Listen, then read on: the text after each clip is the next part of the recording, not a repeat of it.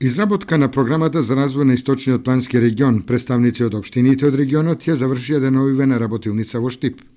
Од првичните сознанија, 11 општини доставиле голем број на проекти за реализација кои според нивните планирања се реални и очекуваат истите да бидат реализирани во наредниве 5 години.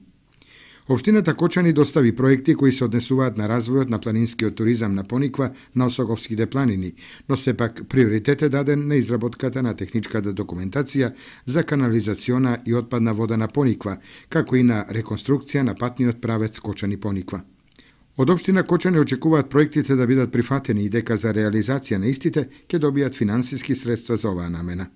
Со урбанизацијата на Пониква и продажбата на голем број на плацеви за изградба на индивидуални викенд кукички, потребата од прифаќање на канализационата и отпадната вода е повеќе од потребна.